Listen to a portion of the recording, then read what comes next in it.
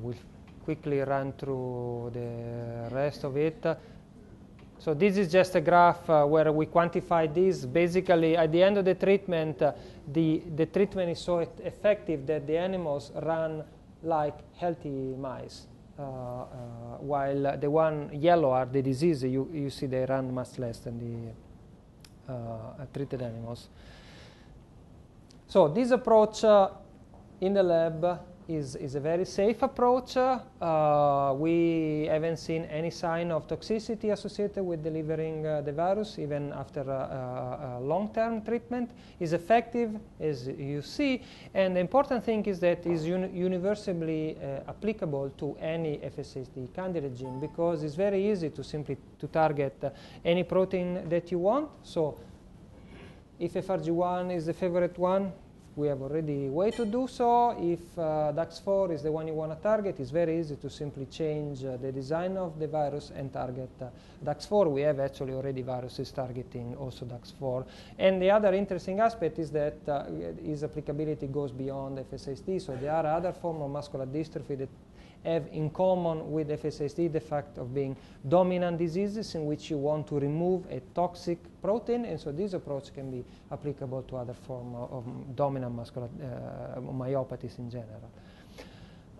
So through my presentation, we stumble upon several key aspects, open questions that are still there in the field. Some of them are listed here. So, for example, in terms of explaining the variability in penetrance, age of onset, and so on, will be really important to understand how the locus, the region responsible for FSHD is regulated during development or in different tissues, also to explain why you have individuals that carry the deletion of the repeat in every single cell of their body, but FSHD is mainly a disease affecting the skeletal muscle. So why other cells are not affected by the deletion of the repeat? What can we learn by studying different tissues? Maybe we can learn about protective way also that other tissue use in order not to develop toxicity from the deletion of the repeat. So we discussed about the fact that everyone has his favorite candidate gene for the disease. The two main ones are FRG1 and DAX4, and so there is a need to understand the relative contribution for this protein to the disease, and as I said, so there is a need obviously to develop effective treatment for the disease. So the way we did, as I said during my talk, the main issue here is that we don't have a model system in which we can study all these different aspects. And so the way we decided to do so, and this is the project that has been recently founded by FSHD Global, is to basically humanize the mice. So to bring inside the mouse the region that is critical, we think, to develop FSHD, with all the critical information to model really the disease in terms also the genetic, all the aspects that we have discussed.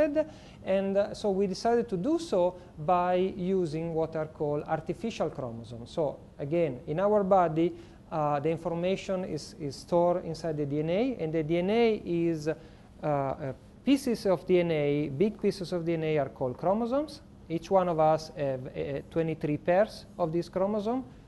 The disease locus happen to be located on chromosome 4, number 4.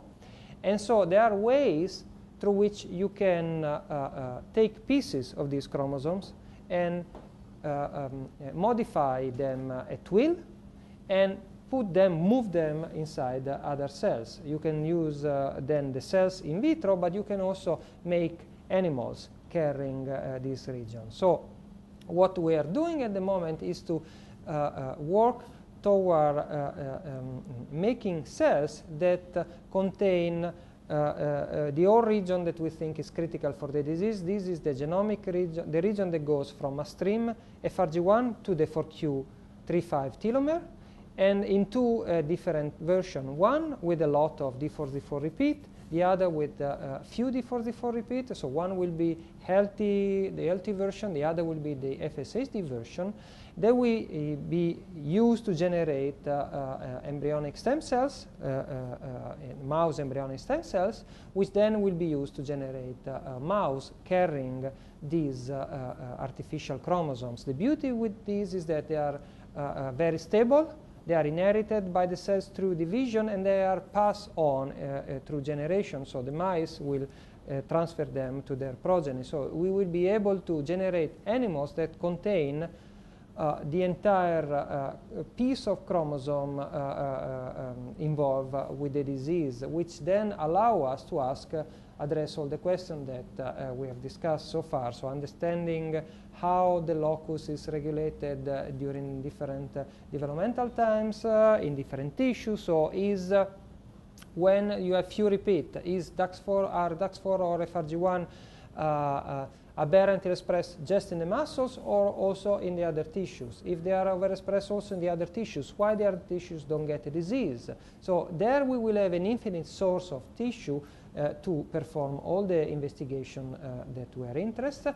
And the hope is also to have a better model in order to test possible therapeutic approaches, a model that reproduces more closely the general feature displayed by FSHD patients, so that we can test in a more relevant model the different therapeutic approaches that we and others are generating.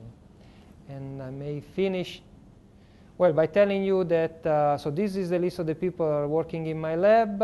Daphne, Valentina are the ones that are studying the locus responsible for the disease, have discovered all the mechanisms related with the non-coding RNA and polycomb, while Roberta Caccia, Maria Vittoria Negenbor, and Alexandra Xinos are the ones involved in studying the role of FRG1 and studying the FRG1 mice. And Sergia Bortolanza is the one that developed the virus to test the therapeutic approach for the disease, and these are the different institutions sponsoring research in my lab, and most importantly FSHD Global. And thank you.